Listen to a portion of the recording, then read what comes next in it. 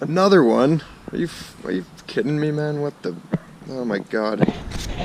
What's up, guys? It's Drifts and Lifts here. All right, so as you can see, I bought another one. Yeah. So I figured I'd show you guys this car. It's unlikely that I'm actually going to be building this one.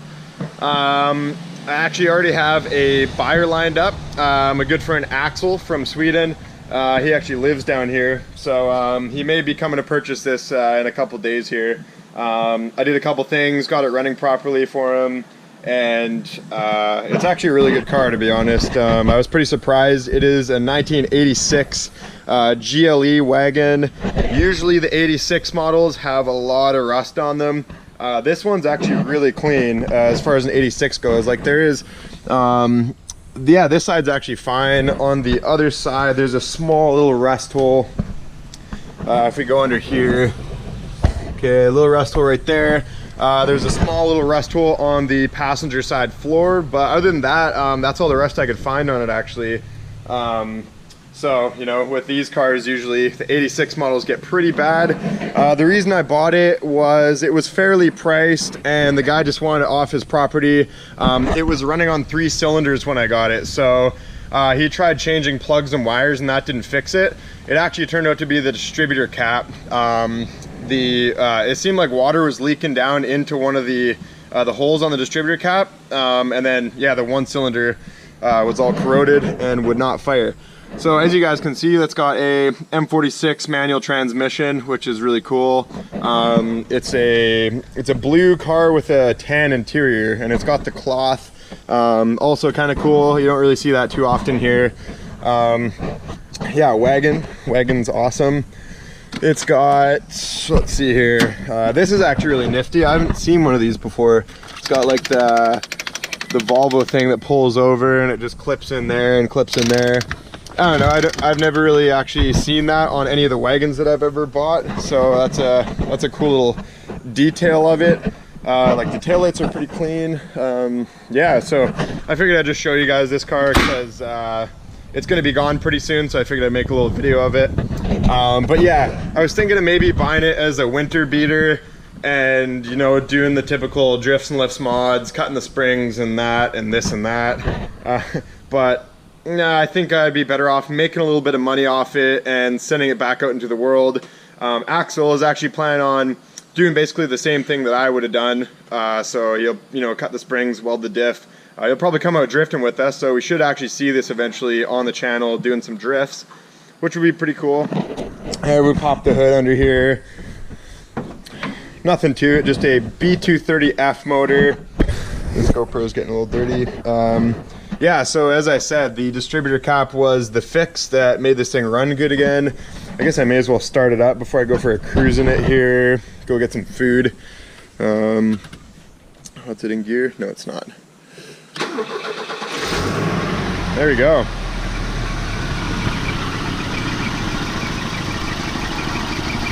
So it actually runs pretty smooth. It's got a little bit of an exhaust leak down. It's actually not on the manifold. It's where the exhaust connects to the manifold. It's not manifold to head. So that's actually a little bit easier to change down there. I wouldn't be too concerned about it though. Not a big deal. Everything works, like alternator, all that stuff.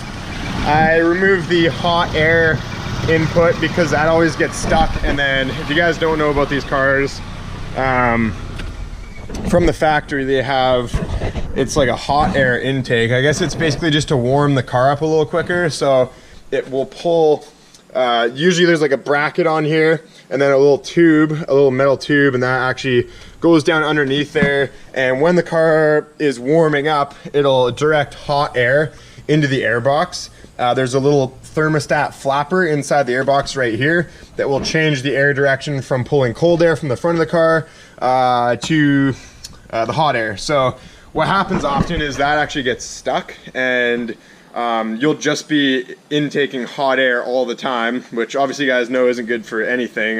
Detonation, you know, it's going to be, you're going to get less power out of it too. So yeah, I actually think that's what one of the causes that was wrong with this car when I first got it. So that's all good. The proper way to do it would be to actually take this out, maybe run like your own, well, put a cone filter on it. That's probably your best bet. Yeah, but no, it's pretty clean wagon. I'm kind of sad that I'm not gonna do anything with it. I'm just gonna like sell it. But to be honest, I don't think, you know, I need to start getting into a whole nother project when I have Lawrence in the garage, and I should be doing some work on that. So I think I've came to the conclusion, gonna put a 16T on it, just get it running and driving, and you know, that'll be kind of that. And then I'll do all the cool mods, make it look cool. And as I'm saving up money here, my good man Dennis Blom from Sweden is going to be building me some cool parts, and sooner than later we'll start the full Volvo drift build. It'll be more like a street car actually, because we have Miss Huff for like the full track thrashing. The Lawrence is going to be the end-all be-all Volvo street car build that I can hopefully keep up with some pretty fast cars in.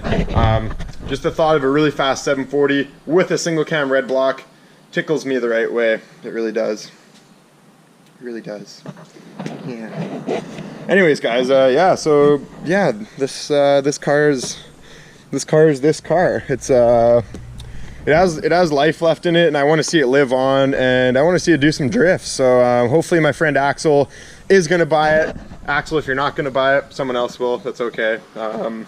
But yeah, so that should be good. I put it up on Instagram. You guys probably saw it. But after fixing a couple things, I'm going to bump the price up a little bit, and I think I priced it a little bit too low. I got to make as much money as I can. Because yeah, it's my only source of income. So I don't have a job, as you guys know, and I got to afford all these Volvo parts one way. So, but anyways, for 1,200 bucks, definitely still not a bad car. If I needed one, I would definitely pay 1,200 bucks for this thing. Manual NA wagon, pretty decent on fuel. When you advance the timing on these, B230F motor, advance the timing a little bit. Being a manual transmission, it has the long diff ratio in it. They're actually pretty good on fuel. You can probably get like 25 miles per gallon out of one. Axel's probably gonna gut the interior. He'll, you know, whatever he decides to do, or the next buyer decides to do, that's what they'll do. I'm not gonna worry about that. I'm not really gonna get into modding this thing at all. That'll be all up to the next owner. Yeah, it's got some trim like coming off here, but actually the trim is in the back of the wagon. The guy included the trim with it. So that's not a big deal, just a little bit of silicone, pop that back on, good to go. Look, it's got some Bondo on the hood, which is interesting. It's coming off right here just a little bit, and then, but other than that, the paint's actually in pretty decent shape. I do really like the color of this car. It's actually really close to Lawrence here. Is it the same color? Yo, it might actually, oh no, Lawrence looks like a little darker, I think, just a tad. But yeah, no, I like this color. It's a pretty like mild, chill color. As far as Volvos go, it looks pretty good. I like how it's a GLE, so it has all the chrome like trim on it.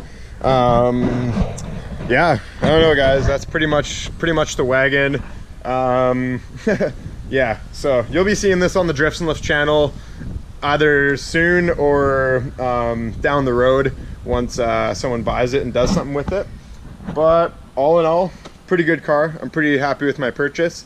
I'll make a couple bucks and somebody else will get a good running, driving manual NA wagon to do some drifts in. So yeah, that's about it, guys.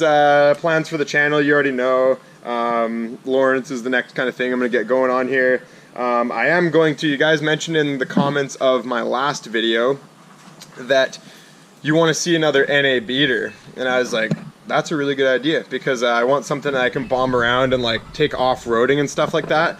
So I've been on the lookout. Actually, unfortunately, I had the choice of going to look at this. It was a non-turbo automatic Regina car, so it's a 1990.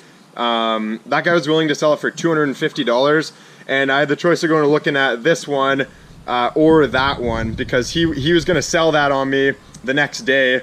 But this guy who was selling this car was also going to sell this one the next day.